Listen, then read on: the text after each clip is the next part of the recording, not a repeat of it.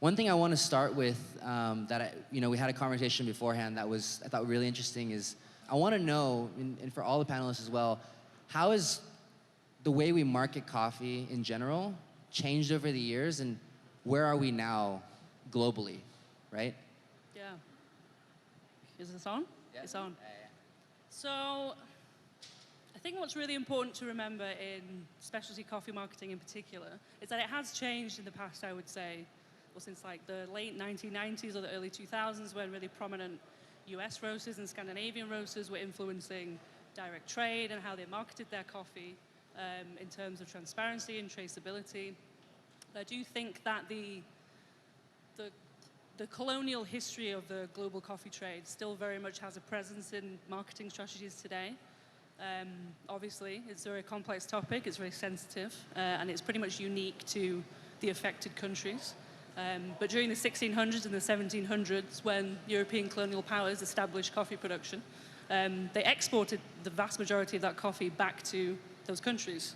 And so marketing kind of knowledge and expertise was retained in those countries, and producing countries very much missed out on learning how to market their coffee and brand their coffee. It's why a lot of producers today still don't really market their coffee. In smaller countries, less so in Brazil.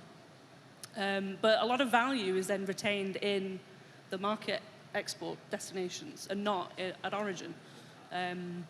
And we then, as an industry, as a specialty coffee industry, have to decide how do we retain more value at origin in majority producing countries.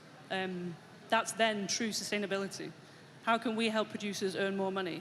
How can we make sure that coffee production is sustainable on their terms? And so I think in marketing, that's something that we really need to consider.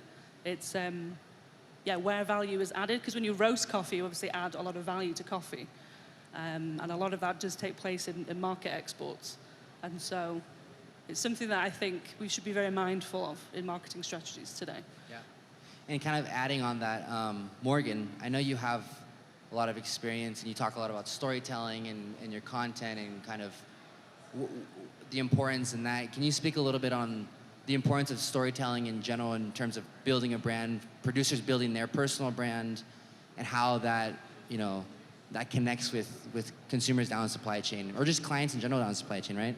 Yeah, completely. So a majority of my knowledge in marketing and my experience in specifically coffee marketing leads into stories. I find myself to be less of a technical marketer, and I think of myself more of a storyteller. And I think that's a really important component that is very unique to coffee, especially, when we're thinking about specialty versus like commodity coffee, like how people consume both of those. And it's like, how can we take people from, more of commodity coffee to specialty coffee? It's finding points of relatability that we can draw people in on. And, within this room and within the specialty coffee industry, we have so much knowledge, from the sensory side to the science side to the agriculture to all of this. But communicating that to the consumer immediately is difficult. It's a lot of information, and it can be hard to understand for them why they should care about those things. And so finding a point where there's a shared piece is very important, and oftentimes that comes back to the very human aspect of coffee, and that's what we all share. And so with storytelling, it's talking about why we're doing what we're doing in coffee, and also who we are in coffee, and applying a human element to it so that folks can kind of grab onto that. And then it's kind of a hand-holding technique of like drawing them in slowly of, this is why we care so much about specialty coffee, and this is why we think you should. But it's a slow process, and I think storytelling is the very first step of it. Yeah, I agree. When I first started in marketing and coffee, I saw my role mostly as communication and taking those stories that producers shared with us to be able to share it with our consumers, like taking what they wanted folks to know and bringing it to the consumer base. So the marketing I did was for a roastery, and we had retail cafes, and finding accessible ways to share that knowledge. So whether it was in short pieces on a social media post, or finding the right channels too. So whether it's a newsletter, whether it's something we did an event within the cafe, like we're trying to tap into how customers wanted to engage with us as well, and then sharing those pieces from the producers to try to create those connections. So I'm curious too for all of you. You know, we have probably much an audience mostly, you know, with a lot of experience at Origin, a lot of producers here. What kind of, I guess, advice or tips, or how would you approach marketing to different markets, different consumer groups? You know, marketing to roasters and marketing to marketing to the average coffee drinker, marketing to an importer. I mean, what does that approach look like? I mean, what kind of advice would you give to those trying to reach the entire supply chain with their story and with, you know, the different coffees they have? Like, what does that look like? Well, I don't have all the answers, but I guess it's about kind of knowing your audience. So I think there is a big gap between producers and consumers, and it's pretty understandable because when I was here last year on the Allied Champs trip, I was obviously taking lots of photos and videos and sending them back to my family. And I'd say the vast majority of my family drinks instant coffee. So I think there's even more of a disconnect with what coffee actually is because it looks so different to whole bean coffee. And they were amazed at how coffee is made and how it ends up on their, you know, the shelves of the supermarkets that they buy coffee from. And they had no idea that coffee even grew, that coffee was a plant. They had absolutely no idea, which to me is insane because I work in the specialty coffee industry and I have a good understanding of, you know, how coffee is produced. But to people like my family who maybe want to start getting into specialty coffee, I think it's very much about accessibility and understanding that there is this knowledge gap and that we have to bridge it very carefully, I think very gradually and very slowly, as Morgan was saying. Because I think terms like variety, I think sometimes a lot of consumers who mostly drink commodity coffee but are interested in specialty coffee, that term doesn't really mean anything to them. Also, for my family, for example, they had no idea that there were species of coffee. So I had to explain to them that obviously there's Arabica and there's Robusta and then there's, I think, like 120 identified species of coffee. And so there's no connection with the fact that this is a plant, that it's a product, and this is how it's grown. And so terms like, you know, altitude, variety, to some people that means not an awful lot, and we have to understand how to start explaining those things very gradually. And so that's kind of the advice that I would give. It's making things accessible. I mean, specialty coffee is inherently not very accessible because it is a premium product, and therefore there is an element of exclusivity in that.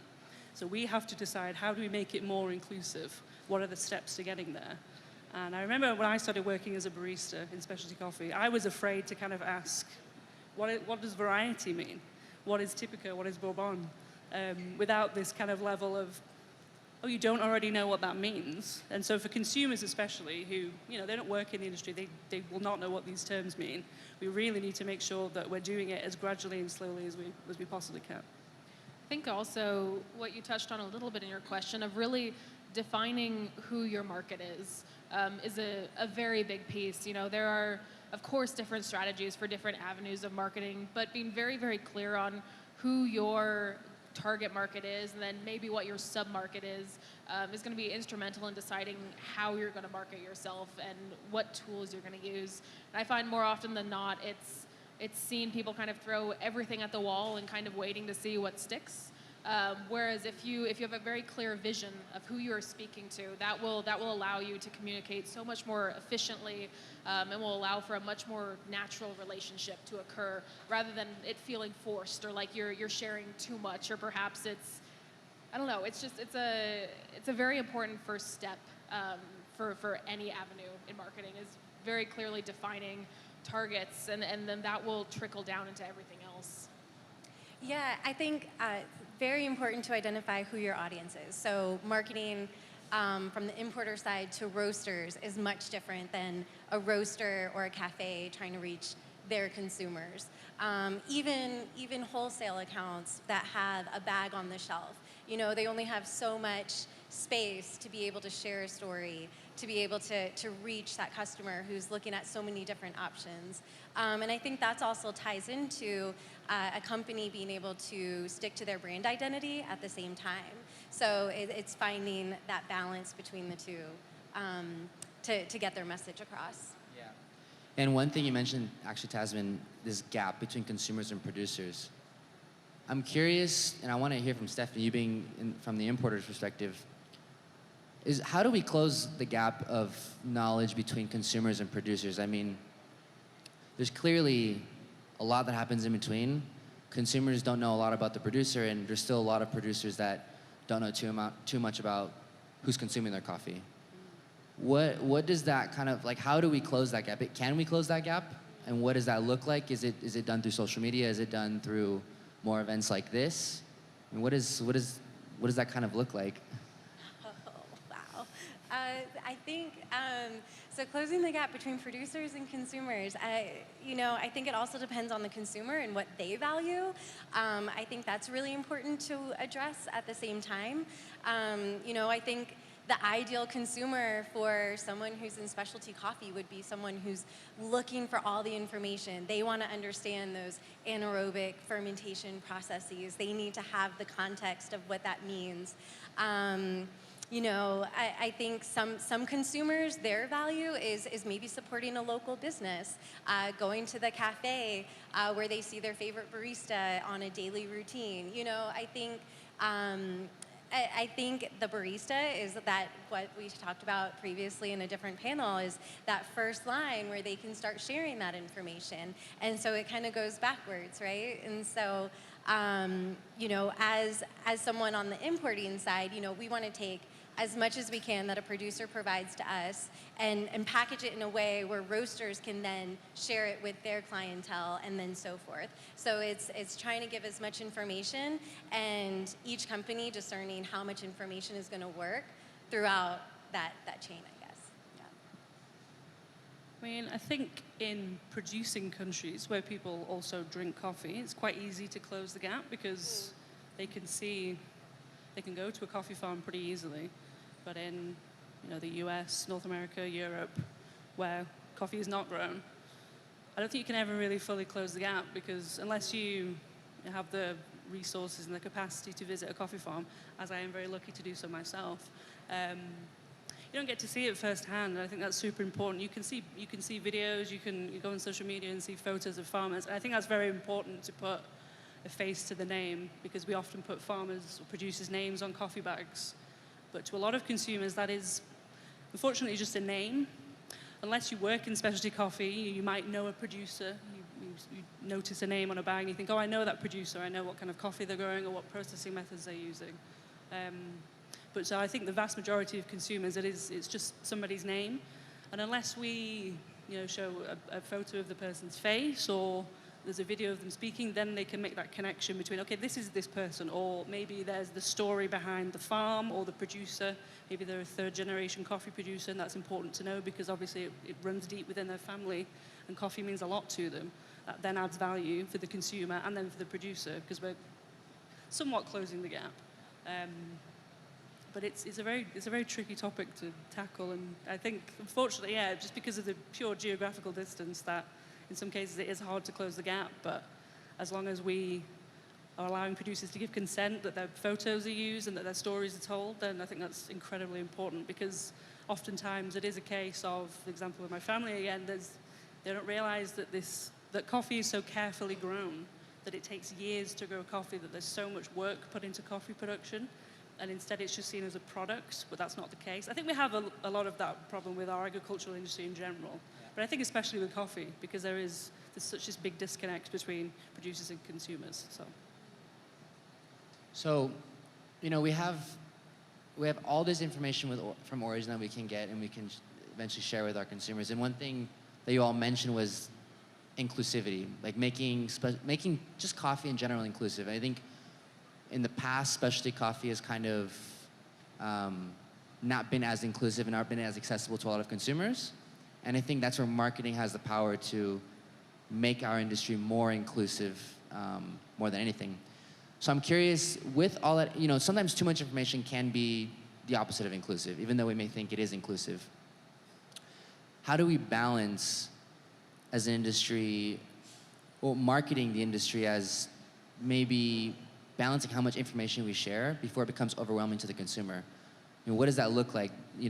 How do we understand this is okay to share, but this might be too complex for the average person who's interested in specialty coffee, but maybe doesn't even know what a varietal is yet, right? just knows, oh, I like blueberries and strawberries, but that's pretty much it, right? Yeah. Well, I think flavor notes are a good way of doing that. Absolutely. People recognize a flavor that they enjoy. Then there's more of a connect of, oh, this coffee is going to taste similar to this, and so therefore I might not know what variety means, but there's some information on the bag that I can connect with. Whereas, if you're a high-end specialty coffee shop or roaster, obviously the consumers want to know what variety it is, what processing method was used. It's also important for baristas to be the person to explain these things to consumers in coffee shops. What is anaerobic fermentation?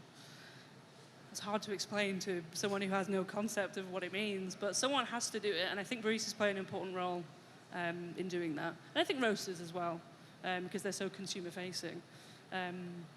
But flavor notes for me are a really important way to ensure that people know what to expect a bit more. Because a lot of people obviously say coffee tastes like coffee, which in a way is true, but then obviously there are a lot more nuances to it than that. And so if we can say, even with acidity and sweetness and bitterness, we can also kind of explain to people that this is what you can expect in the cup.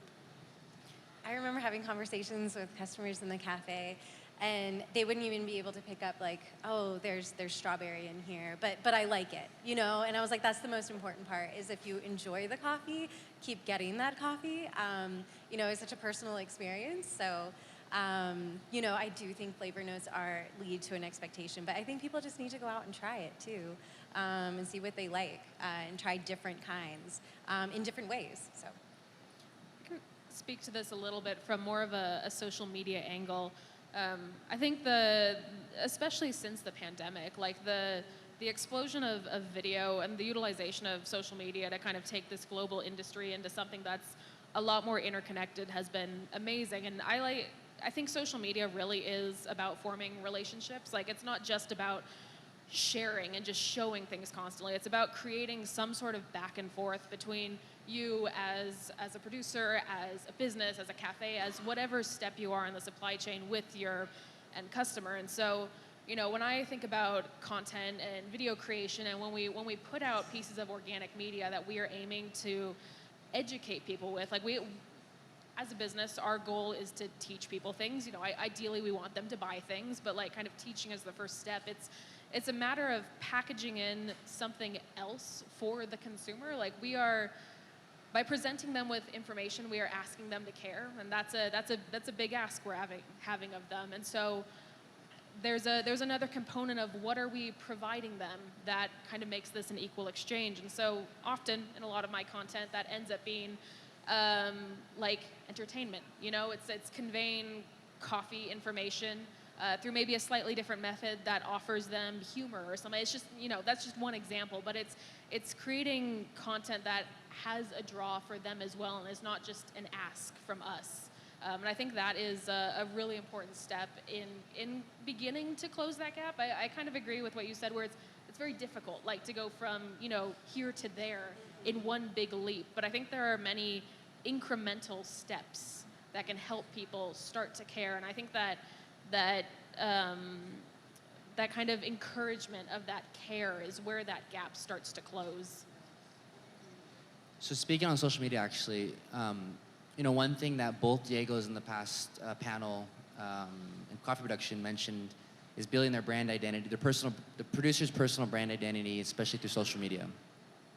So for that producer that understands and really wants to push their use of building their brand, what sorts of content, or I guess what sorts of value add can they be putting on social media that will reach all the way to the end consumer, that the end consumer wants to see, right? Because the producers have tons of information they can share, but what is it that's actually going to stick and be valuable? Like, one thing also Diego mentioned was he's not just marketing to his direct client, the importer or the exporter. He's also marketing to their clients and then their clients' clients, right? So through social media, like, what can a producer start with and to share on their platforms? And this is for anybody. Yeah, I mean, he also mentioned doing tours on his farm. So maybe he can bring those tours and try to create a virtual experience for someone who may not have the opportunity to go visit him. That could be one way. I think Morgan hit a really good point that video is definitely the next thing within marketing. I mean, at one point it used to be print ads and photography, and so now we're doing videos, and we have to decide what channels are the right channels for those videos. Are they the shorts and the reels that we're seeing in these bite-sized pieces that people can absorb, you know, within their everyday lives as they're going to work or on a commute? Or is it more long form on YouTube? So, but I think something a producer could do is showcase the farm in a way that maybe they showcase it with someone who is actually there, but putting it in a video format. Yeah, that's a good point. When I was at World of Coffee, there was like a virtual reality headset that you could wear, and I think the farm was in Timor-Leste, and the producer appears and sort of takes you on a tour of the farm, and I think that was really quite valuable. Yeah, for a lot of consumers, just to show them how coffee's produced. Like, they could kind of go through it step by step and start off with even seedlings in a nursery. I think a lot of people don't really realize that producers, it's not just planting a seed, it's, I think the level of care and attention to detail is something that I think would add a lot of value for producers to showcase to consumers, because I don't think a lot of them realize, like I said previously, just how hard they work to, especially to produce really high quality coffee. It's years and years and years of learning and understanding, and putting in the work to get to that level. So I think the more we can share, the better. I think it's often a lot more simple than people think. Like it's less of a huge strategy and more just of like, what are we doing that people might not know that we can share? And it's a lot of just creating recognition. I mean, you know, for me, just as a consumer myself, like it's incredibly exciting to get to know and to see producers online, to see them talk about their farms, then to go into cafes and see those coffees being served and to be able to make that connection. Like, that often is like the path that is followed from taking something online to seeing it in person. And it's a very special thing that can happen very simply just through us talking about our day-to-days and what we do, because oftentimes that's hidden behind a curtain, whether we realize it or not. No, that's great. And I think, so one thing that we all mentioned here was, you know, we talk a lot about social media and like digital platforms and how we can use that in marketing, but we all mentioned the role of the barista. And I think that's an incredible asset to any company or any brand's form of marketing. They are the final face that the consumer sees. And a lot of times the barista is also the entry role. So it's a lot of times a person who doesn't have a background in coffee or have a lot of knowledge in coffee. So there's a stark contrast there. What can we do as an industry to empower the barista more with knowledge, to kind of feel more comfortable and feel empowered that they can talk about and represent the coffees that they're serving a lot better, and have a better understanding of where those coffees are coming from, and be able to communicate those coffees and present those coffees in as best as they can, right? in an ideal world, we would send baristas to coffee farms, but I think better training, and it's difficult because for a barista you have to serve quality coffee consistently, and it's a fairly fast-paced environment, and if it's a busy shop, it's hard to find time to explain things to consumers. And so when would they find the time to do that? But I think investing in training and more communication between different supply chain actors, so ensuring that producers are working closely with traders or roasters, if they work directly with the roasters, ensure that traders are working in very close contact with roasters, and then that roasters are kind of checking in if they're selling wholesale to coffee shops and also their own coffee shops, that, yeah, they are communicating what actually is anaerobic fermentation or carbonic maceration. The consumer might see that term and think, wow, I've never heard of this. Or they might have heard of the term, but they don't really understand what it means. And so for them to turn around to the barista and say, oh, can you please explain this processing method to me? The barista they have to know what it means. Otherwise, it's not great. And so I think, yeah, investing in training, better education, more resources to learn more about coffee. I think social media is a good way to do that. YouTube is a great way to do that. But I think it kind of boils down to direct trade, making sure that people are actually in close communication with each other, and that they are understanding what happens throughout the entire supply chain. It's kind of maybe a slightly different topic, but it's also like, it's like, how do we add value to the role of the barista and treat it as like a, you know, as a career? How do we add respect to that role that, at least, you know, in the US, it's often thought of as kind of, it's an entry level role. It's like, it's what you do while you're in college, and then you move on to your like real job, when in reality it's a role that's highly complex. It involves so much knowledge, so much work and effort. And it's like, how do we establish credibility to that role, so then when baristas are communicating with consumers, they're speaking with authority as well, rather than from standing behind and, you know, kind of approaching coffee from a less intentioned, you know, perspective. No, I mean, I feel like the barista is one of the strongest marketing assets that a lot of cafes and roasters have. So it's great we put importance there. Well, thank you. I want to open it up to questions. If anybody has any questions, yeah?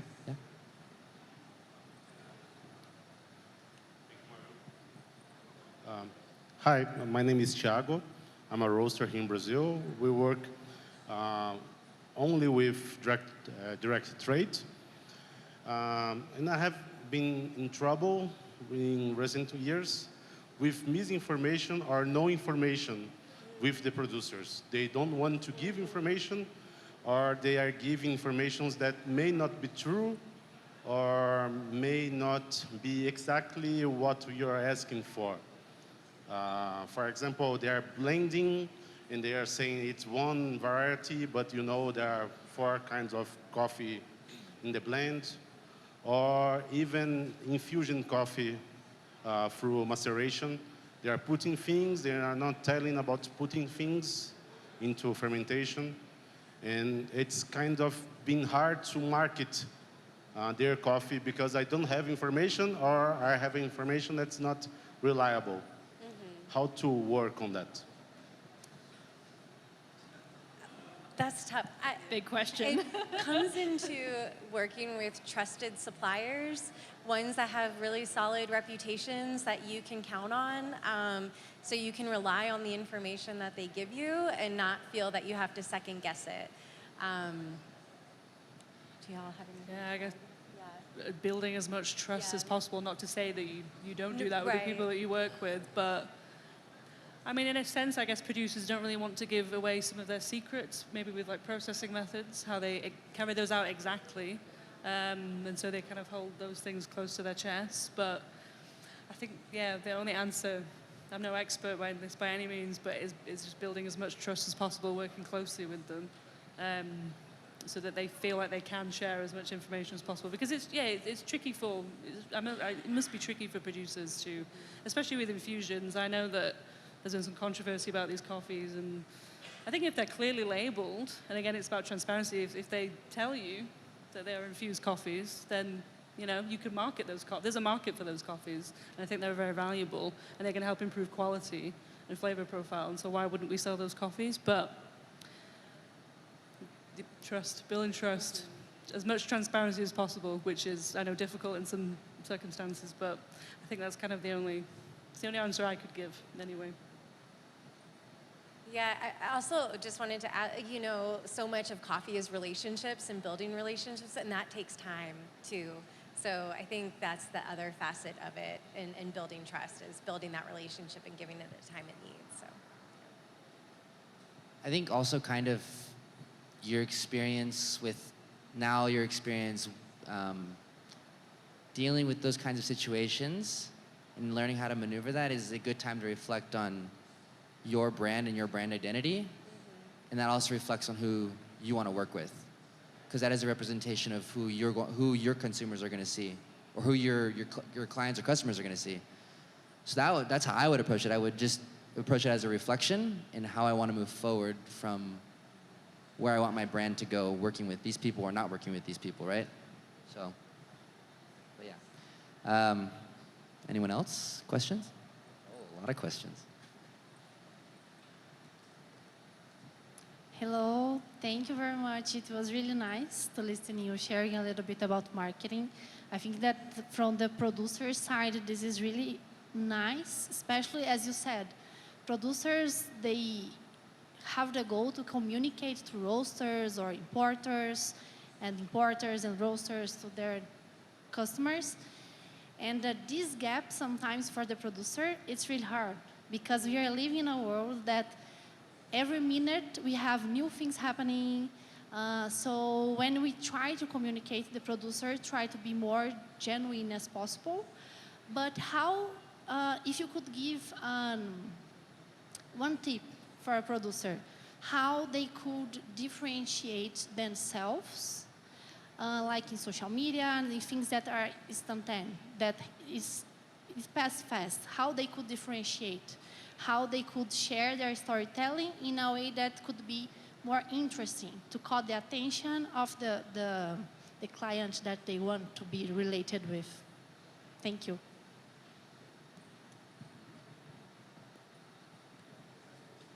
I kind of touched on it before, but I think just showing how hard they work is key. I think that will really resonate with people. And taking them through the stages of, I think maybe focusing on processing methods. I'm not saying that all producers have to start using crazy, funky processing methods to differentiate themselves, but I think maybe explaining more, because processing methods have such an influence on the flavors in the cup, that maybe focusing more on that would be a good way to differentiate, and kind of taking it through step by step and explaining how it influences flavor and mouthfeel would be quite valuable. But yeah, I think for me anyway, ultimately bring it back to how hard producers work and showing that to people. And I think social media is a really good way to do that. I think just TikTok or Instagram and just short videos showing harvesting. I think harvesting is such hard work. I think showcasing that to consumers, especially when it's not done manually and it's done by hand, would be immensely valuable. I think something too, and this might be slightly off topic, but one of the kind of the name of the game, especially if we're talking about digital, and especially like organic social media, the name of the game nowadays is often just repetition too. It's not about doing something once; it's being able to do something again and again and again, and really getting in front of people. You know, when things are run through algorithms, it can be hard to tell where your content is going. It can be hard to tell who you're actually speaking to. And so having a very clear identity of who you are, and also deciding what you want to say and being able to say that over and over again is very important. Like, I mean, with any brand, you kind of decide what your pillars and your principles are going to be in how you operate, and that often translates online. I think deciding that on the coffee side as well is super important, and deciding what, you know, those one or two pillars that you want to communicate are, and then just finding ways to say that again and again is very important, and will often lead to success. I was going to mention brand identity too. Finding out, you know, what makes your product, your farm, your operation unique, and that ties in with the pillars you were talking about. So figuring out what's unique about your farm, and that will help differentiate and put that into your messaging to everybody. I think social media really opened up doors to allow producers to communicate directly with the consumer too. Yeah, and I think one important piece to consider as well, and I'm speaking from the perspective of millennials, Gen Z generation, is that, and maybe you can correct me if I'm wrong, Morgan, but I feel like the younger generation wants to feel like they identify with something or someone, and they want to feel like what they're consuming is a positive value add to the environment or some sort of social program or whatever it is. They want to feel like what they're consuming is in return helping something else or assisting in is positive, right? And I think showing what you, as a producer, where you add value, and it could be to the environment, right? Let's talk about the environment. If you add value in different ways to the environment, showcasing that, I think, will connect a lot faster and a lot better with the younger generation, especially. Yeah, I mean, more than ever, younger people want anything sustainable, including coffee. And so it's like Minamahara, the organic biodynamic farming is a huge selling point that people want. and are demanding more than ever. And it's obviously not going to slow down. It's going to grow and grow. And so that's a huge selling point for producers. So they should latch onto that as much as possible, because I think it really engages with, especially younger generations, but I think also even older generations, it engages with them. So massive selling point.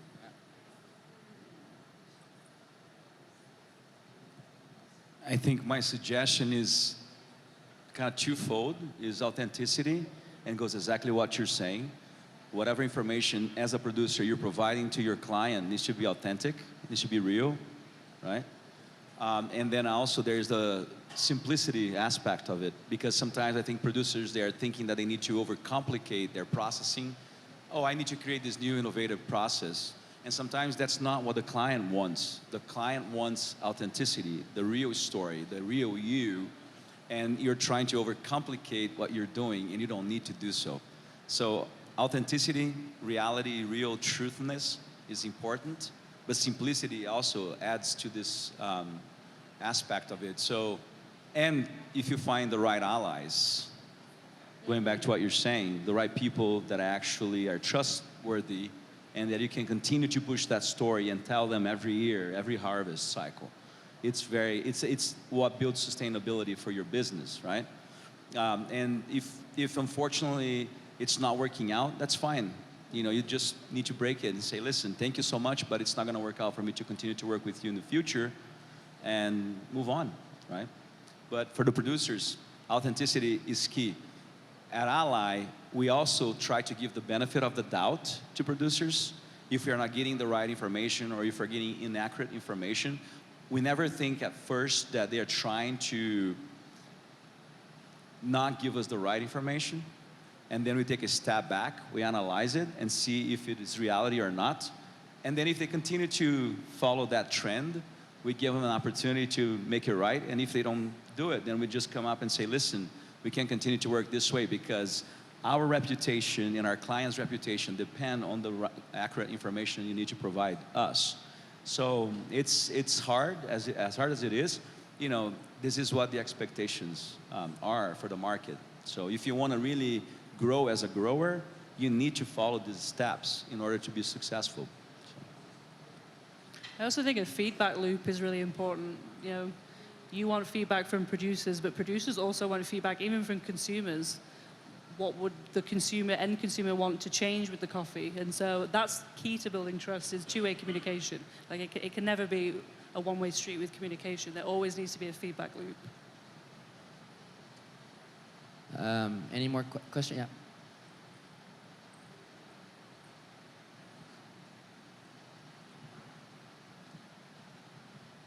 Hey, yeah. Well, we've been talking a lot about how the producer can better communicate with the roaster and also deliver better stories. But do you believe that will be a time where this communication won't be unidirectional? I mean, by coming from the producer to the consumer, but also the producer receiving some information back. For example, a feedback from the end consumer would be amazing for a producer to receive, and that mostly never happens. And I'd like to hear from you, what are your thoughts, if we are moving towards this side or not? I would hope we're moving in that direction, but you're right, it very rarely happens, and it should happen. I think part of it is just building closer relationships, more trust, actual direct trade, so that people like Ally are visiting farms, they have really close relationships with producers, and there is that trust, and producers know that they can share information, and then along the supply chain, that information will be shared correctly, and it will go to the very end of the supply chain. But there should be, roasters should be, or coffee shops should be talking to consumers and then sending that feedback along the other way.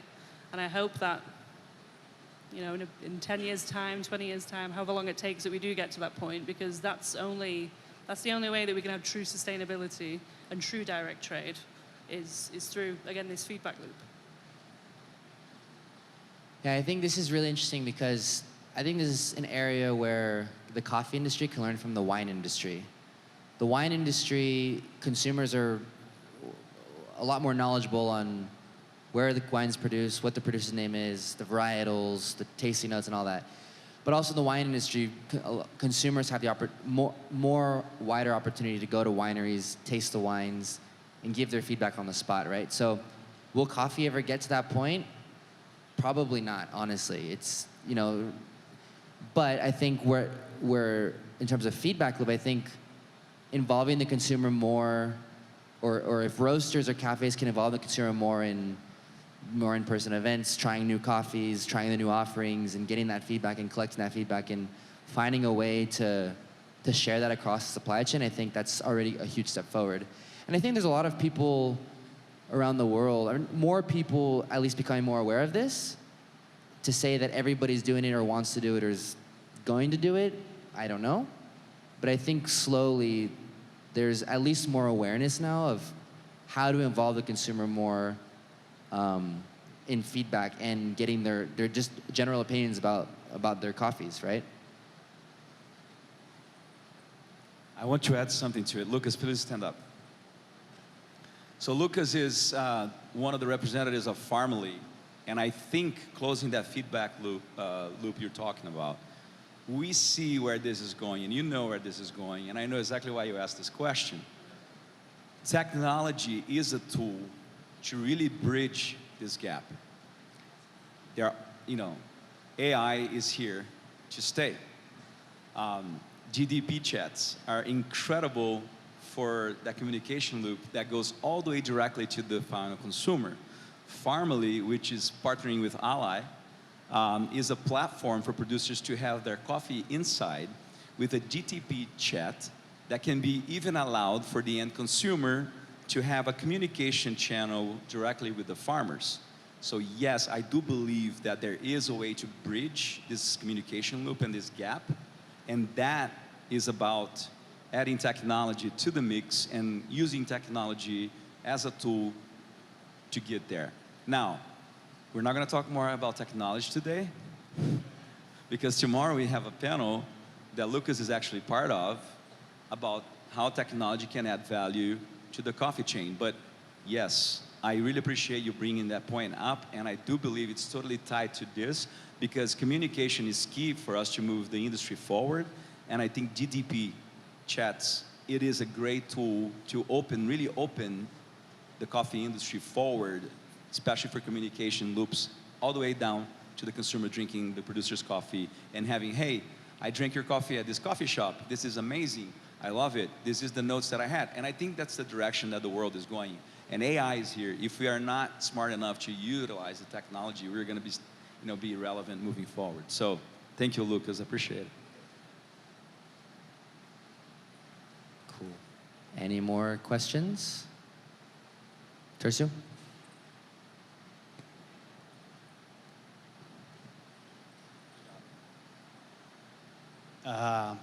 Hello, everyone.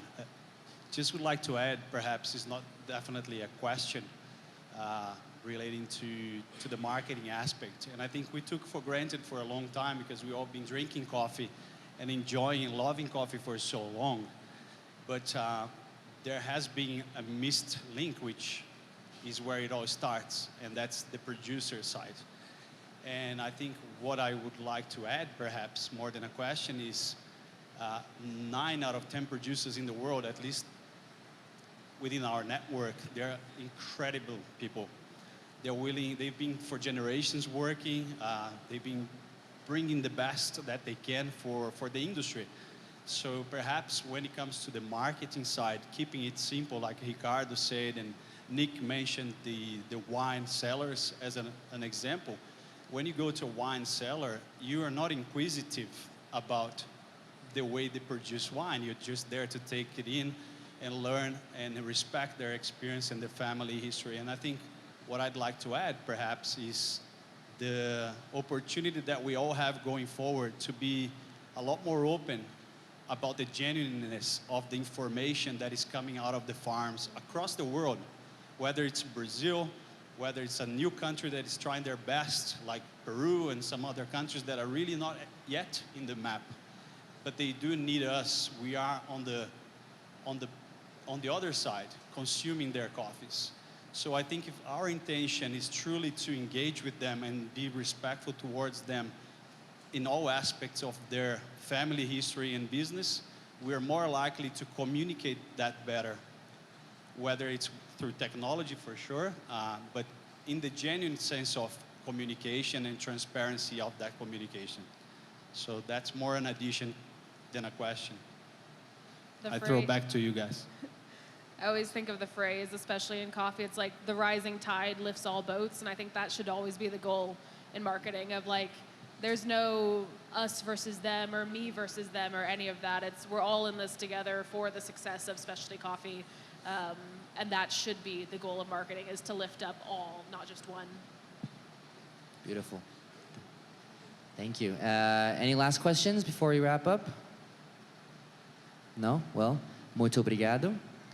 We have a question.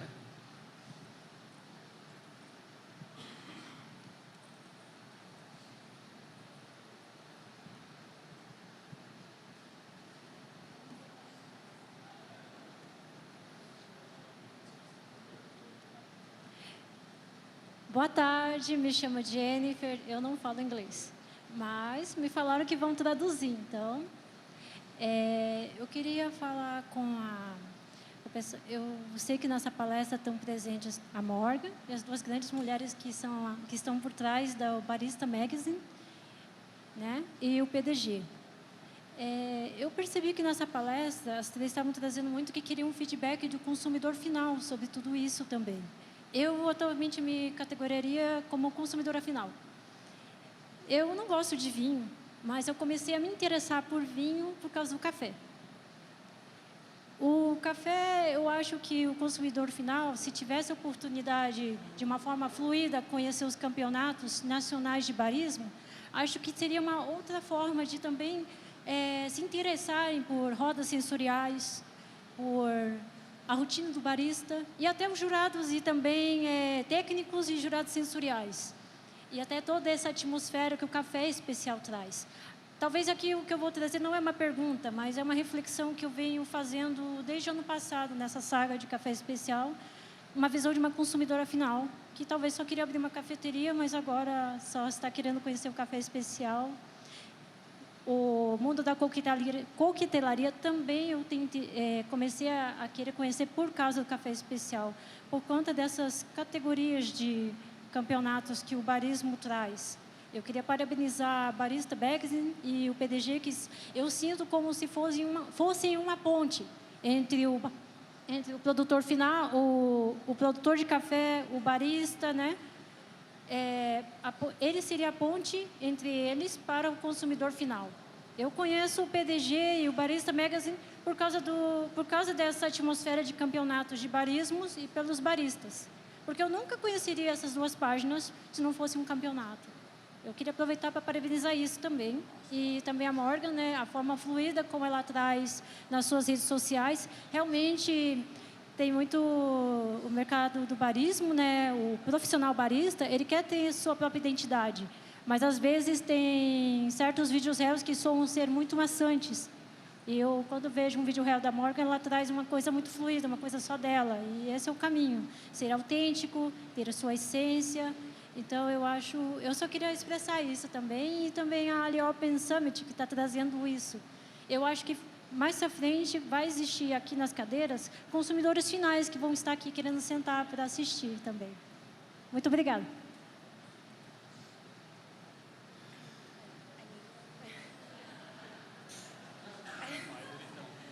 Não sei por que passaram o microfone para mim. Vou passar para o Nico. Bom, primeiramente, boa reflexão. Eu acho que o mercado de cafés especiais, ele está totalmente relacionado ao mercado de vinhos, ao mercado de cervejaria, de cerveja artesanal, de queijo artesanal.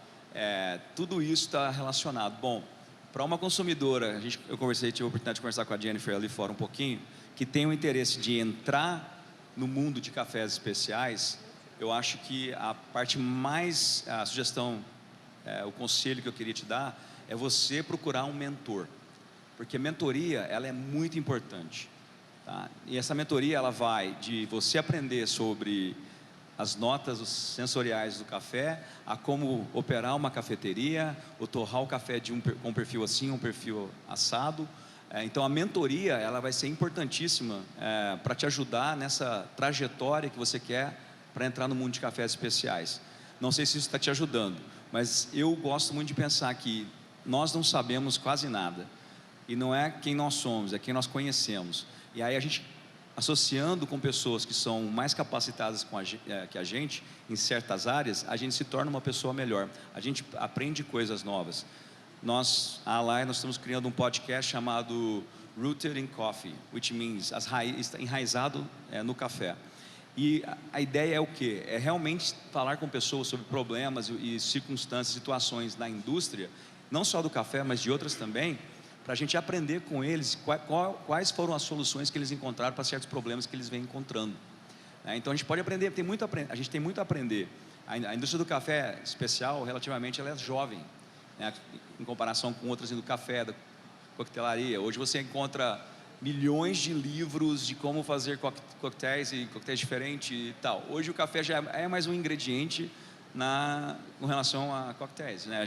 Eu tive a oportunidade de visitar a Tailândia e Singapura recentemente. O mercado asiático, na minha opinião, é um mercado que não tem barreiras, que é um mercado totalmente aberto, inovador e totalmente diferente, por exemplo, do mercado americano, do mercado europeu, que são mercados mais maduros. É incrível o que acontece no mercado asiático. E o café, uma cafeteria, ela não simplesmente está ali, por exemplo, para oferecer um café, mas ela está ali sim para oferecer um café como ingrediente, uma bebida. Ela está ali assim, café você pode comprar ele numa xícara, você pode comprar ele na cápsula, você pode comprar ele instantâneo, você pode comprar ele na bolsinha, você pode comprar ele torrado, moído. É incrível. E aí é só mais uma coisa, por exemplo, a comida é uma comida artesanal, ela é uma comida bem feita. Eu sei que há cafeterias e torrefações aqui no Brasil que têm esse mesmo modelo de negócio, mas assim, é incrível a inovação e a criatividade que a gente vê, por exemplo, no mercado asiático e que eu tive a oportunidade recentemente de visitar. Então assim, quanto mais você anda, mais você vê, mais você aprende, mais você entende que você não conhece nada e tem que aprender mais. Mentoria é um caminho muito bom para você poder se desenvolver profissionalmente e realmente saber se é aquilo mesmo, se você quer perseguir nesse caminho de abrir ou estar mais envolvido no café ou não. Mas há várias indústrias que a indústria do café especial tem a aprender e está muito conectado, muito conectado. Quanto mais você anda e mais vê, mais você entende que está tudo muito bem conectado. Não sei se te ajudou, mas passaram o microfone para mim e eu tive que responder. So she was making a comment about as a consumer thinking about in the future potentially be working in coffee, how she's been, the specialty coffee, for example, opened her eyes to the wine industry. She didn't even like to drink wine. And the cocktail industry, she didn't even like cocktails. And how the specialty coffee changed her perception on certain things, and how that made her understand better, even like the sensory notes or sensorial notes that we actually find in coffee, which I told her that for a person that is trying to really go in and learn, mentorship is very important. So find people that are willing to mentor, to give time to help you learn, because literally we know only so much, and there are a lot of people out there that know a lot more than we do. So we definitely need to actually learn from somebody else. I was explaining that we are starting a podcast, which we launch on Monday, this coming Monday, and it's called Rooted in Coffee. It's literally trying to learn from other people what they have done to solve some of the issues and the problems that they actually have faced in their industry. And it's not just coffee, right? And how this, as we learn a little bit more, how the coffee industry, the specialty coffee industry, is connected with the craft beer industry, with the wine industry, with the cheese industry, and it's so amazing to see how much we can learn from each other. And again, it's not who we are, it's who we know and who we're rubbing shoulders with, and how we can actually learn from somebody else.